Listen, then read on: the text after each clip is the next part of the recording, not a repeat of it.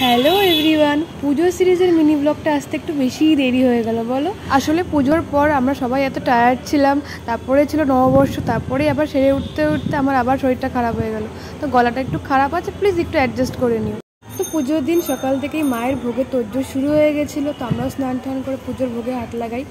তারপরেই বারবেলা শেষ হওয়ার আগে মায়ের ঘর স্থাপন করা হয়ে গেছিলো, তো আমরা সবাই মিলে নিচে এসেছিলাম, তো মায়ের ঘর স্থাপন দেখছিলাম।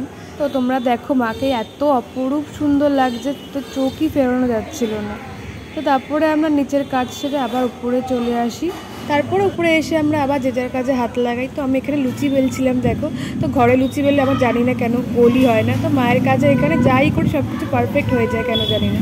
এখানে আমি ভালোই গোল গোল লুচি বেলছিলাম, তো বোন এখানে সবাই ভিডিও ফুটেজ নিচ্ছিল। তো বিকেলের পর এখানে মন্দির ডেকোরেশন করার জন্য লোক চলে আসে, তো এখানে সামনেটা একটু সাজানো হচ্ছিল। তো দেখো বাইরে থেকে কতটা সুন্দর লাগছে। তারপরে আমরা এদিকে কাজবাজ সেরে, তো আমি মিষ্টু আমার বোন চলে আসছিলাম দীপ্তির বাড়িতে। রেডি হওয়ার পর সব কিছু তোমাদের দেখাবো পরের ভিডিওতে। তো চলো দেখা হচ্ছে পরের ভিডিওতে।